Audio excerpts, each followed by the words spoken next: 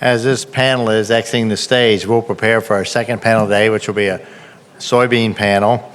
And I'll introduce the panel, and then as the panelists come forward, I'll introduce them. This panel will be focused on trade and development that is designed to strengthen our agricultural value chain with regard to soybeans, especially through the improvement of health, nutrition, and food security in our emerging markets. So is our panel ready?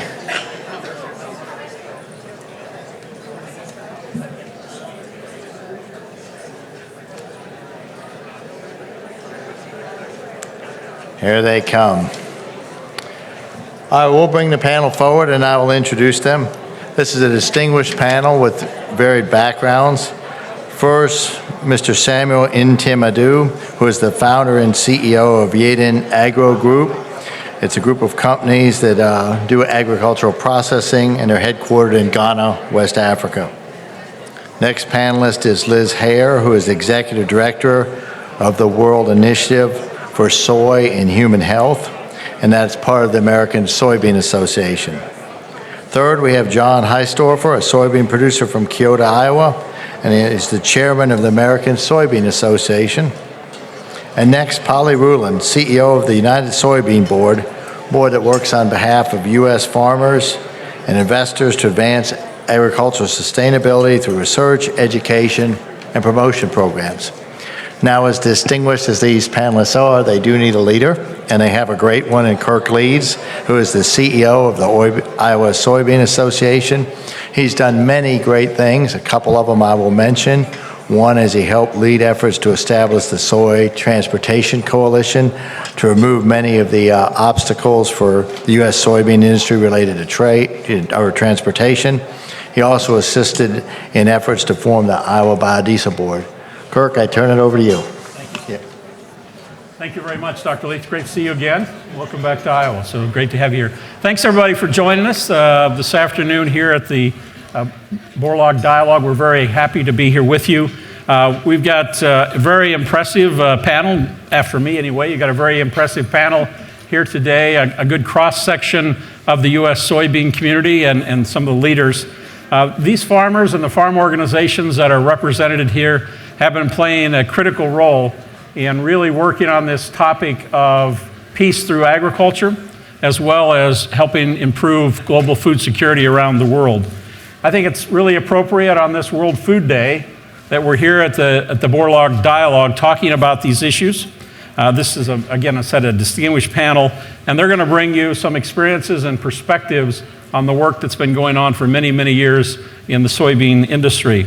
We're going to start today with some opening comments from our panelists about their experiences and perspectives related to the topics of today. Then we'll go into a dialogue and discussion, thus the name Borlaug Dialogue. And then we're going to have a few minutes at the end. We'll open it up for feedback, questions, or concerns that any of you may have as we move forward. As I said, we have a number of senior leaders here, and I'll just quickly reintroduce them as a way to start the conversation.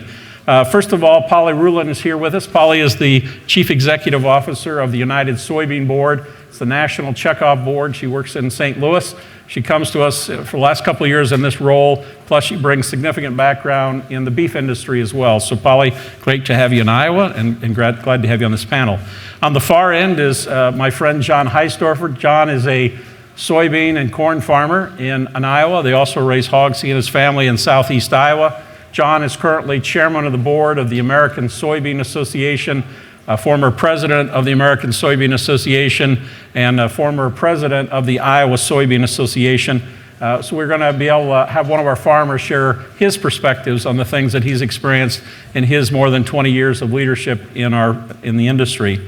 Liz Hare is here with us as well. Liz is the executive director of the World Initiative in Soy and Human Health. It's the initiative of the American Soybean Association. She'll be talking about that program as we celebrate 20 years of WISH and its formation.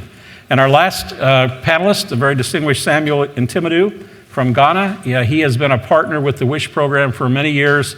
He runs an agricultural company in Ghana and really involved in this issue of the supply chain and bringing food to all parts of the world. So that's our panelists, and we'll get right started. Polly, we're going to go to you first.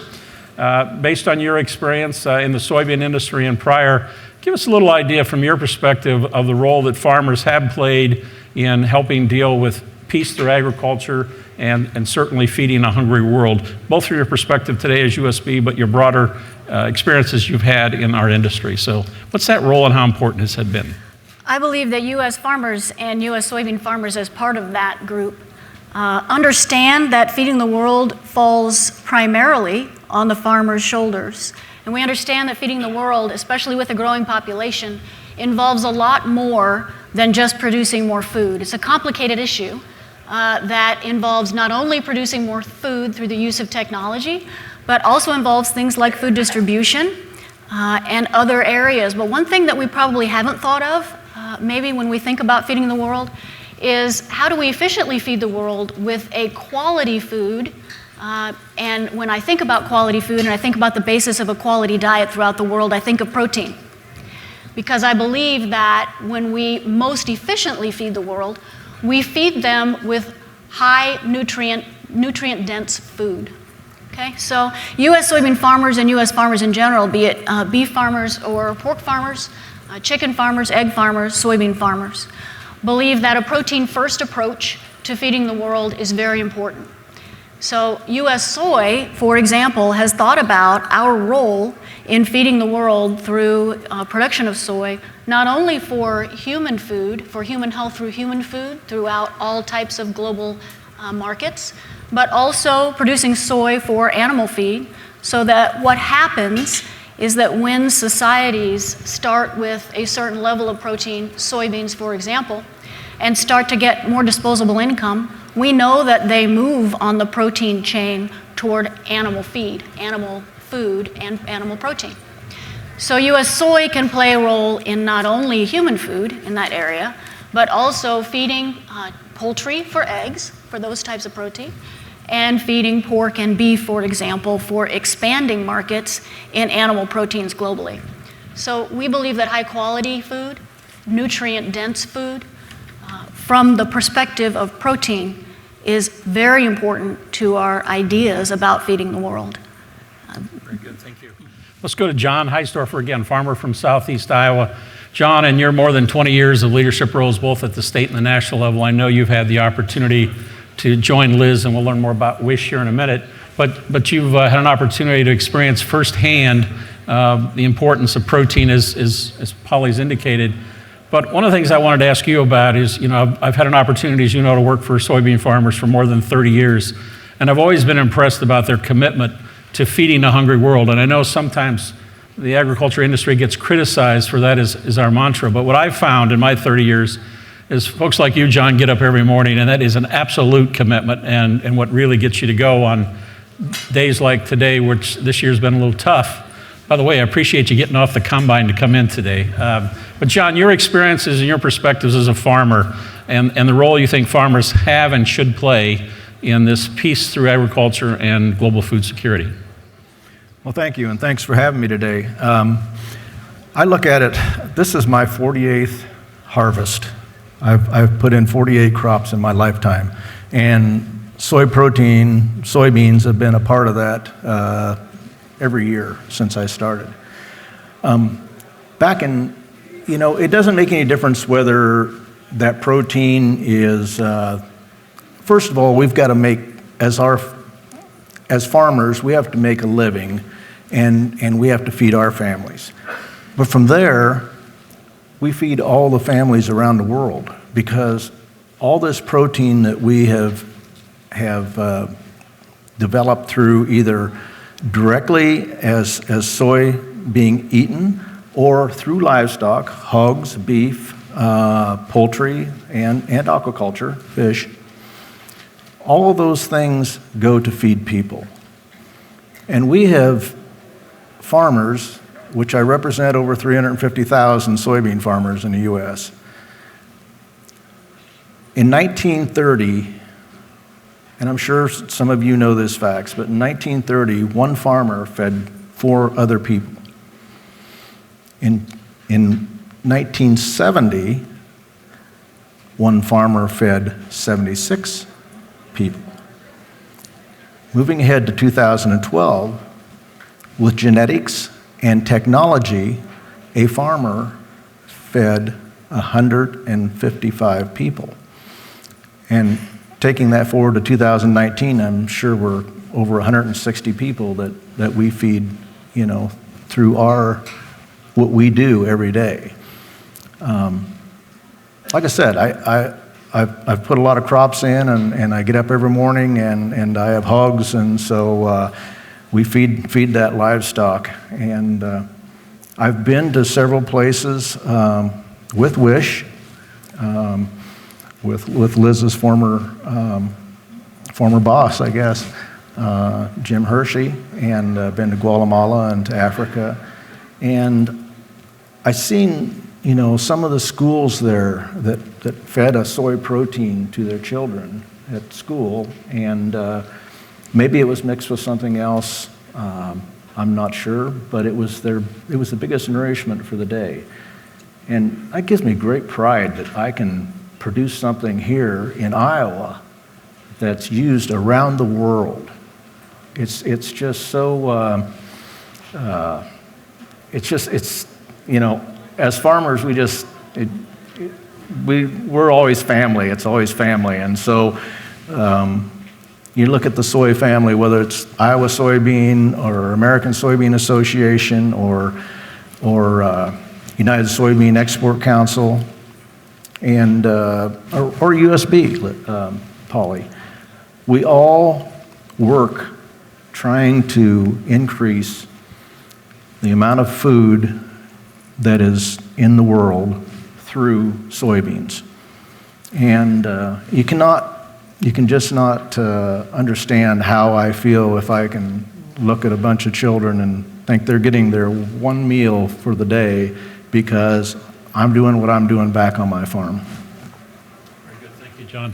So Liz, we mentioned WISH a couple different times in our introductory comments. World Initiative for Soy and Human Health. Again, 20th anniversary coming up with the WISH program. It's hard to believe that states like Iowa and others helped with ASA found the WISH, the World Initiative in Soy and Human Health. Why don't you give us just a kind of an overview of the WISH program, what it's focused on, what are the goals, and maybe a couple of examples that you think are relevant for our discussion today. Yeah, absolutely. And first of all, I'd like to say thank you so much to Ambassador Quinn and to everyone else here at the World Food Prize for having us here today.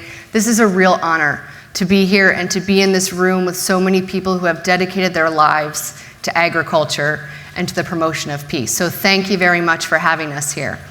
As was alluded to earlier, WISH is a little bit different than traditional agricultural development organizations. And we're a little bit different than traditional international marketing organizations because of the role that we play as a connector between those two different efforts. And a lot of people often see those two different efforts as competitive versus complementary. But really, our role is to connect trade and development in order to create future markets for US soy. And the visionary leaders who founded this organization 20 years ago knew that they could create a market for their beans through the improvement of health, nutrition, and global food security abroad. So in order to tell you a little bit more about how we connect trade and development, I'm going to tell you a story that is a little bit more of the story that John started. Years ago, I lived in El Salvador. El Salvador is one of my favorite places in the entire world, and Salvadorans stole a part of my heart that will always be with them. But when I was there, I worked in a primary school making soy milk for kids. And the school was supporting the soy milk program because they knew that their students needed additional nutrition, and they were not currently part of the government school meals program. They also knew that if they offered food to the students, the parents would be more likely to send them, keeping them off the streets of downtown San Salvador.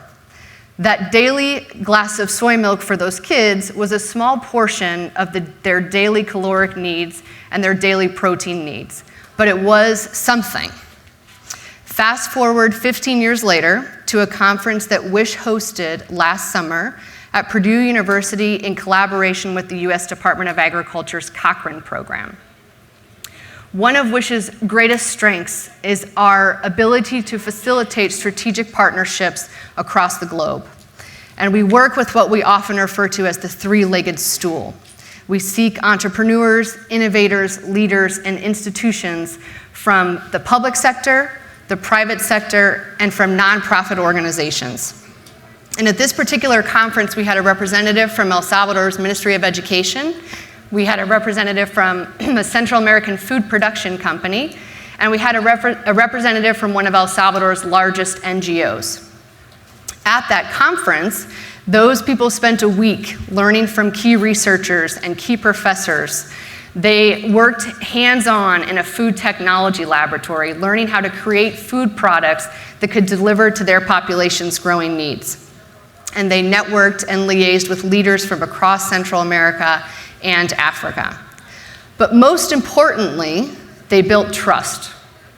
And before those three individuals left that conference, the representative from El Salvador's Ministry of Education, the representative from the nonprofit organization, and the representative from the Central American Food Production Company had committed to creating a pilot program in one of El Salvador's primary schools where they would allow students to taste test foods that were made to deliver specifically to the protein needs of those kids at a price that the government could afford. Many of those foods included US soy. This year, not only have they completed that pilot program, but they're in the final stages of getting those recipes included in El Salvador school meals program. And that really is the power of WISH. The ability to take an idea, this idea that soy protein really can have a genuine impact on people's lives, and scale it from one school to an institutional school meals program that impacts over 1 million kids in El Salvador. US soy trade was able to play a role in that because it was able to enter and fill supply gaps, allowing that Central American food production company to produce foods that were affordable, accessible, and available. The kids liked them, and the government could afford them. And WISH really believes strongly that these types of strategic partnerships for trade, especially those which ultimately impact youth, are key to the promotion of peace. Samuel, sitting next to me, is going to tell you a whole lot more about what he does in Ghana, but just really briefly a bit about WISH's work in Ghana because it tells more about what we do on the feed production side of things. We are currently implementing a US Department of Agriculture funded Food for Progress program called Amplifies Ghana. That project is specific to the improvement of the poultry value chain in Ghana. And our role in that project is the production of improved poultry feed. The entire idea behind that being that if improved feed is produced locally in Ghana, more protein can be produced locally to feed the needs of a growing population. Soybean meal is included in improved protein feed formulations. Current Ghanaian supply of soybeans cannot meet existing demand. So that really leaves the opportunity for US soy trade to enter and fill those gaps. And as John so eloquently said earlier, that is why US soybean farmers continue to remain committed to this work. Because they've been to these emerging markets, they've seen this growing demand for protein, and they genuinely believe that this work matters. They're proud that the product that they produce can help meet the world's growing protein needs, while also building a market for the beans that they grow back home. Thank you very much, Liz. You can see she brings her passion and her commitment to the work that is funded by farmers and other partners. Samuel, she kind of gave you a short introduction there, but Samuel has been a partner with the WISH program for many years in Ghana. So Samuel, why don't you tell us about your role and what you've experienced working with US Soy? Sure, thanks. It's an honor to be part of the World Food Prize this year, and also an honor to receive a couple of US soy farmers in Ghana some years back at my factory. I dove my heart for the beautiful work being done by US soy farmers. Our collaboration with WISH, as Liz earlier indicated, is consciously built. It's a public-private partnership that ensures that the private sector know the context within which it's working. And through that, we're able to deliver the goals of WISH. Primarily being, how do you help deliver health? How do you help deliver nutrition at affordable prices to the base of the pyramid population? And through that, you need to be able to craft a product that is culturally acceptable and which is always there to help in product development by sending technical assistance, creating products, and also helping navigate strategically the route to the market, so that at the end of the day, when public funding gets exhausted, how does the trade sustain that? That is one. Last year, through WISH, 3 Ghanaians had Cochrane Fellowship from the school feeding program, and a couple of them. For the first time, the school feeding cuisines, texturized soy products are being introduced to it, and they are going around the country. It will sadden you to hear that mostly the school meals did not contain any protein. But for the introduction of TSP, gradually, protein is being introduced, and that helps fight protein deficiency and also curb malnutrition. Again, through this partnership, WISH always try to provide technical assistance and training programs along universities and centers of research in the US. And by so doing, are able to also link trade where partners from Ghana, Senegal, Nigeria, Uganda, and all are able to buy US soy, soy flour introduced into baking. The first time we introduced soy bread was last year, when through which we had quality sample products. And we had technical assistant trained bakers. So now we have soy bread on the market so people can have protein and nutrition. And above all, I think the work that is being done, as Liz indicated, is trying to envision how markets are created into the future. By 2035, Africa will become one of the most populous nations on the world. And it will have the most youth combined in the whole world. And if today the youth is introduced to soy-based foods, which are healthy and nutritious, then surely they are going to grow and love those foods and introduce it into the next generation. So I think we are creating a futuristic market that together we have to work strong towards it, and not only creating a futuristic market, but also giving life and hope to the malnourished who have become so stunted because of protein deficiency. But now, with this, as families are not able to buy meat and fish, they can access protein-based foods, about 1/10 the cost, same for fish. So we would urge the American Soy Association, USDA, the US board to deepen such relationships and collaborations towards making the world a better place to fight malnutrition. Thank you very much for that. That's powerful, and it's the real core of what WISH is about. Before I go to the trade versus development, when I want to go to that, I'd like to go back to you for a minute, Samuel, if I could. You mentioned bread as one of the products that have been developed through the WISH funding to get protein into the diet. I'm sure many of us, I know I can speak to this, that really don't quite understand how you go about getting protein into a local food that's accepted by the locals. So you talked about the children. What would be another product that you've worked to get soy added to besides bread? You mentioned bread. So I'm sure it's different in different countries, but give us another example of what that might have looked like. So sure, WISH, for instance, sent a consultant to our factory.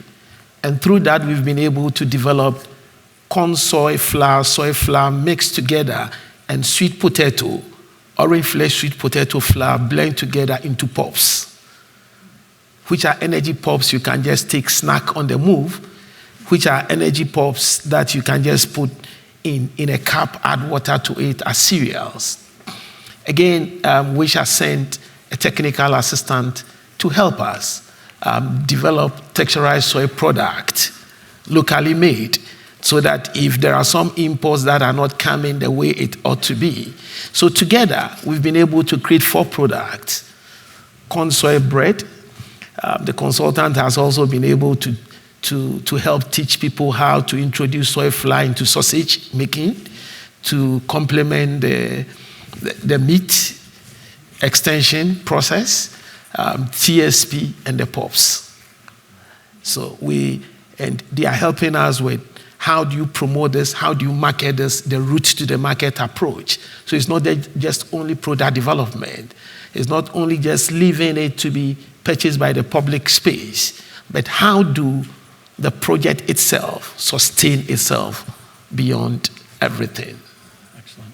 So let's talk a little bit more about what WISH introduced, or Liz introduced as part of WISH, which is this kind of pre-trade, pre-development. And one of the things that I've heard from over the years is sometimes some criticism of perhaps this appears to be kind of self-serving by the U.S. agricultural industry to go into these countries and to help develop food products as a way to introduce soy and other products to them. So, Polly, I'm just curious, in your work that you've been involved in, I know beyond the soybean role, this pre-development work, whatever you want to call it, how important that is and how you would answer anyone that might be critical of U.S. agriculture coming in and doing these programs. Liz, I'll ask you the same question in a minute, but Polly, what's your thoughts on U.S. role in all of this? You know, I'm a big believer in doing well by doing good.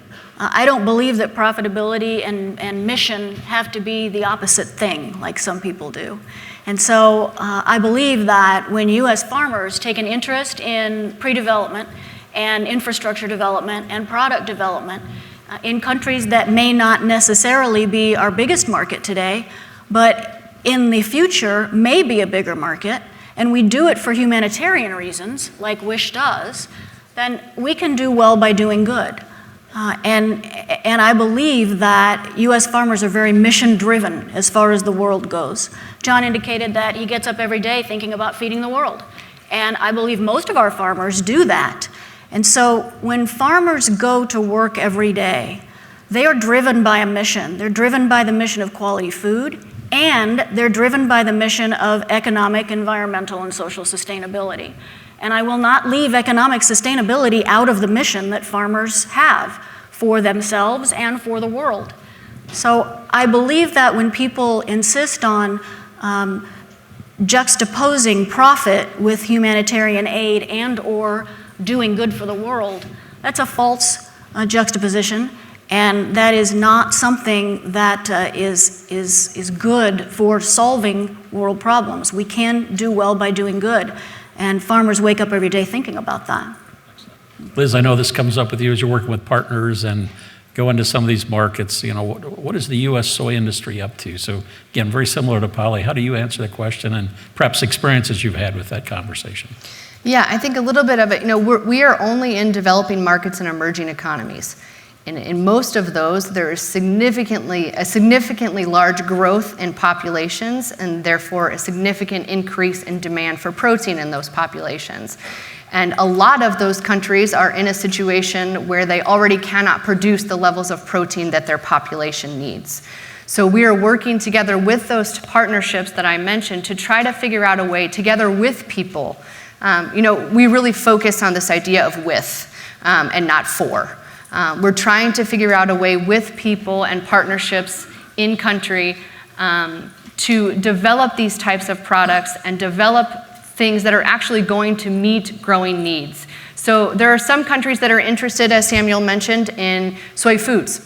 There are other countries that are really interested in aquaculture and increased fish production. There are others that are very interested in increased poultry production. And so we're really trying to work together with partnerships, a lot of government partnerships, to try to figure out how do we actually meet the growing needs and the growing demands of a population and deliver to what people actually want. So John, I'm going to go to you for a minute, because having traveled with you, but knowing you've traveled extensively, and as typical when American farmers are traveling the world and there's questions about when we have a farmer with us, which is always a highlight for the groups that we meet with, often there gets a conversation about the size of your farm, the productivity of your farm in comparison to wherever you might be. I know that's happened to you, and you have these conversations, but how do you, again, deal with these questions that come up about, well, that's good for you, John, in Iowa or in the United States, but we have different problems here in our world, and your model and your products may not be a good fit for us. How do you engage in that conversation with other farmers around the world, and respond to those kinds of concerns and opportunities for conversation? It is an opportunity, and we have here in Iowa, I guess we're very fortunate that we have some of the most productive soils in the world. And not always is a bigger farm or a smaller farm. There really is just a different level. It takes more to operate a bigger farm than it does a smaller one, and so we're all farmers. We're not. It doesn't make any difference if you're farming halfway around the world or not. We're still doing the same things. We're trying to have our families and make a living, and so there's really no difference there. It just seems like there is to me. I always said people are no different any place in the world that I've met. Only the governments are different. I think I'll leave that government comment alone for right now. Make no comments from the microphone today. But probably want to go back to you again for a moment. And it's been talked about a couple of times. Samuel talked about soybean protein as part of meat products, and you call them extenders. There's been a lot of debate around the world about alternative protein sources, and of course you bring a unique perspective for your many years working on the cattle side and now working for soy. And I know you've given a lot of thought to this whole conversation about protein and the need for diversity in the protein sources. From a soybean perspective now, how does the United Soybean Board go about talking about protein for really a protein deficient world? Well, I think it's really important that we think about protein differently domestically than we do about protein internationally. And the reason for that is domestically, many American citizens have the choice to choose any kind of protein they want. Whatever they prefer, they can afford, and whatever they prefer, they buy. And so some of us may get into the challenge of pitting one protein against another domestically. And I believe and I know at the United Soybean Board, we're for consumer choice domestically. That means offer consumers domestically whatever they want, let them choose it, the market will speak. Internationally, Liz always talks about how a lot of places in the world don't have a choice about what protein they use. They have to use the protein that they can afford, that in many cases the government can help them with, and that's readily available, to Samuel's point too. So I think sometimes when I hear US citizens talking about world markets and protein in particular, we do tend to make our views known to other populations without understanding not only their cultural needs, but their economic limitations. So we need to think as Americans about how we can help the world choose all kinds of protein, whether they are able to afford and or want more expensive proteins like beef and pork, or whether they are able to and want less expensive proteins like soy. And for example, we want those people to get what they want, right, Liz? We want them to want the food that they eat. That's the best thing they have, is no matter what kind of protein you're eating, we want it to be good, and we want it to taste good, and we want those kids to want it for their life, right? To want good nutrition and good health for their life. So I think what we have to be careful of is extending and amplifying our opinions about what we know here to the rest of the world's protein needs, especially when we start pitting proteins against each other in reference to international markets. That's very good. Samuel, do you have a comment on that as well, or? you have any comments about this protein, where it comes from, and how it's handled in obviously a different situation than the American consumer? So I want to comment using some practicalities. For instance, there are 3 to 4 million school children being fed through government institutional feeding on daily basis in Ghana. The amount earmarked for a student is 1 Ghana cedi, which is 20 cents, barely less than 20 cents. And is that 20 cents that has to be used to buy the carbohydrate, the protein, the vegetables, pay taxes out of it, and everything. How can one craftily and nutritionally produce food with 20 cents? So it makes plant protein the most affordable and accessible if one can introduce plant protein into a local cultural cuisine that is tasteful and nutritious. So if America, US farmers, and policies are geared towards doing such good to humanity, which America has always done, being it invention in aerospace engineering, being it going head on during the Second World War with the world, and many, many, many, many good things that America has done to the world. If America is doing good to emerging markets, developing markets, by introducing alternative affordable protein, I think doing good is in the DNA of the American people, and it ought to be encouraged. Well said. Thank you for that. So, as you mentioned before, that it's not only in the soy protein consumption directly by humans, but in some markets, you're actually helping them develop at least the beginnings of a livestock or poultry industry. Give us an example of a project, perhaps, that we've gone into an aquaculture or livestock or poultry and kind of helped a country begin that side of the business. Yeah, so we had a project in Pakistan a few years ago that was focused on the whole idea of the project was to reduce the protein gap in Pakistan. So the difference between the amount of protein produced locally and the amount of protein the population needed to consume in order to be healthy. Our role within that project, again, similar to the poultry project in Ghana, was the production of fish feed, floating soy-based fish feed for tilapia. When that project began, there was no commercial tilapia produced in Pakistan, and there was no soy-based feed produced in Pakistan. So we partnered with a feed production company that was producing horse feed at the time and saw an increase in demand for protein in Pakistan and strongly believed that aquaculture was a way to meet that growing need. So we worked with that company to bring an extruder into their facility and produce soy-based floating fish feed, which allows fish to grow bigger and faster and helps farmers save money because the feed floats, which means they can see how much feed they're actually feeding to their fish, and help and make adjustments because feed is the largest component of the cost of production. So it was able to bring down their production costs. When we finished that project, the value of commercial tilapia sold in Pakistan was $4.5 million. There was one feed mill producing fish feed. Today, there are 8 feed mills in Pakistan producing soy-based floating fish feed.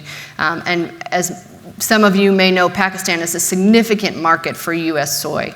Aquaculture is still one of the smallest components of that, but it is a component of that trade, and it is a part of the trade that is delivering to the needs, as Samuel mentioned, of a population that cannot afford other sources of protein. Excellent. We're going to go to questions here in a couple minutes, so please be ready for that. But Liz, I'm going to go back to you for a minute. As you indicated in your opening comments, you've got a very distinguished audience here, people that have dedicated their lives to global food security and peace through agriculture.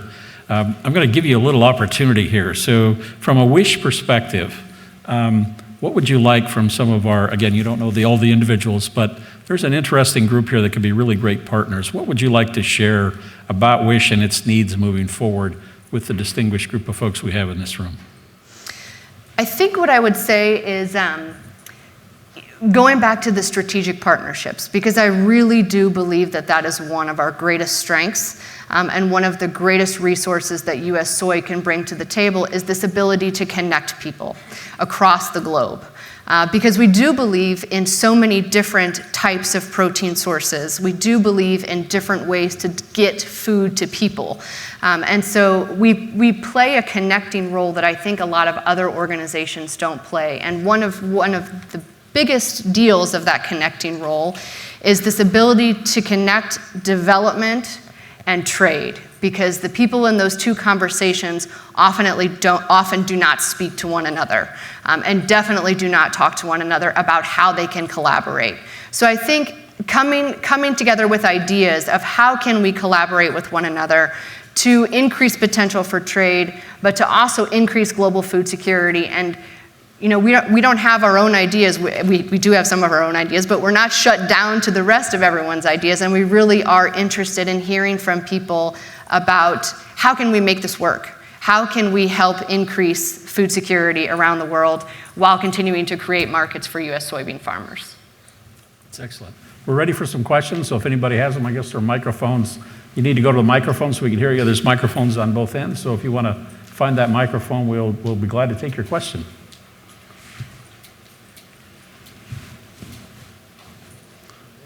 Thank you. My name is Mark. I'm from Rwanda. I go to the University of Nebraska-Lincoln. I'm glad to hear those projects because it's something that we've been talking about, like solving hunger, like making people's stomachs full, but full of what? It's what we're talking about, like just not getting food, but getting the real food, which is gonna help them grow.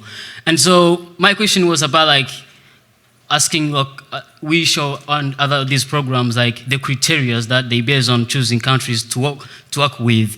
Like I would specifically talk about Rwanda. We great partners, and if the program is not yet there, I'm really sure that it's a great country to work with. And so, can we start the process if it's not yet there, or how can we make it progress? I'm being specific because I can't speak for every country, but I'm pretty sure about mine. Thank you. So the criteria. So how do you go about finding partners and selecting where to go? Yeah, so as I said before, we're only in developing markets and emerging economies. There is another soybean export organization that works in larger markets. So that's our one primary kind of restriction, is that's really where we work, that's really where we do our best work. We are not currently in Rwanda, so I look forward to having that conversation afterwards about how we can potentially get into Rwanda. But that is really, it's growing populations, emerging economies, and people looking for additional sources of protein. And how do we help US soybean farmers play a role in delivering that protein to them? So let's definitely talk afterwards. I also want to see if you've been a convert to the Nebraska football team, so we can talk about that afterward. Yeah, just some advice. I wouldn't lead with University of Nebraska when you're here in Iowa, just as some advice for credibility, but I'll stop at that. Are there any other questions? Another question from the audience? Yes, go ahead. My name is Joshua. I'm originally from Indonesia, currently a master's student. I'm from Iowa State University. Yes, thank you very much for that, yeah. So I know that Indonesia is one of the big receivers of a lot of trade with soybean in the US, and we're grateful. We eat a lot of US soybean.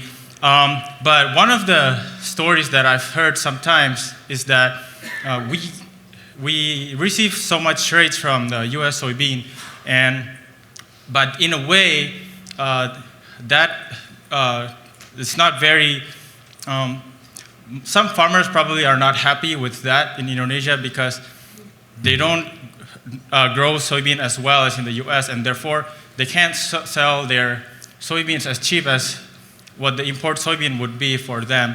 And I know you talk a lot about trade and development and how to create this partnership together, but just what would you say to people who have a belief that a lot of imports of soybean to, say, to our country, sometimes it creates such a barrier for them to further their development, and because they can't compete as well. That's a difficult question. Anybody else got a question they want to ask? No, that's a great question, and it does come up lots of times. Polly or John, I'll turn it over to you guys if you want to take a stab at that. So Polly, you're first, I guess. Yeah, so we see food security, which really what you're talking about is a food security issue, right? Domestically produced food versus imported food. And we see food security as a government responsibility, both in the US and all countries. So when we go in to sell US soy in countries, we rely on the governments of those countries to understand food security in a way that allows their people to have the nutrition they need, and also to support farmers within that country, right? So never do we go into a country with the idea that we're going to put that country's farmers out of business, because we understand that food security is a balance of domestically produced food and imported food. So the markets that we wish to develop we always go in with respect for local farmers.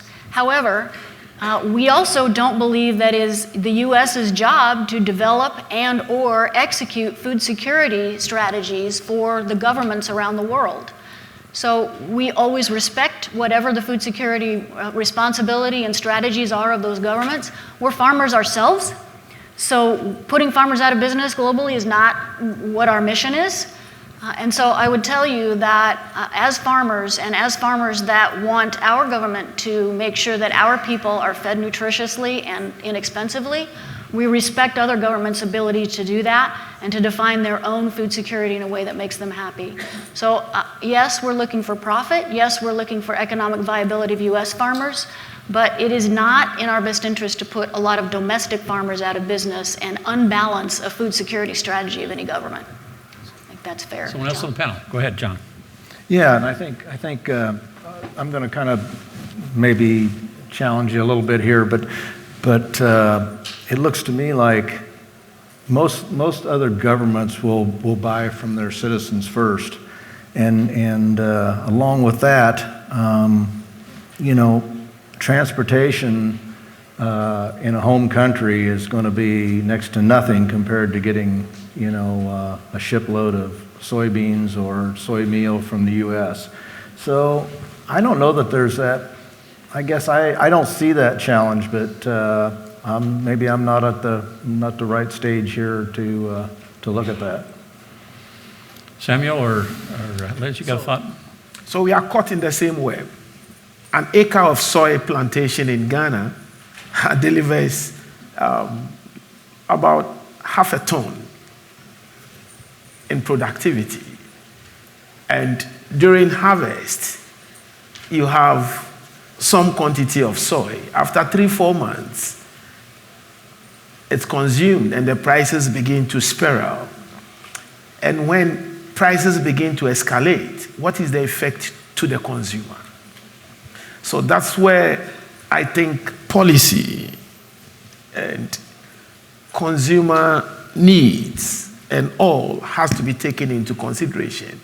The last time we brought soya into Ghana, the amplifier monetization, about almost 7,000 metric tons. We sat down with the ministry to ensure which time of the season that local farmers' soya is out of season. And how can we bring it so as not to disrupt local production? And these are discussions that when policymakers have made their mind to ensuring that consumers have good offering, this can be taken into consideration.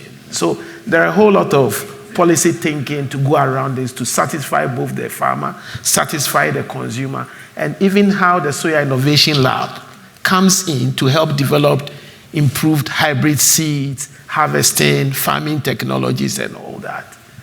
Excellent. We have one last question over here. Go ahead, sir. Yes, this is a question for Kirk and John.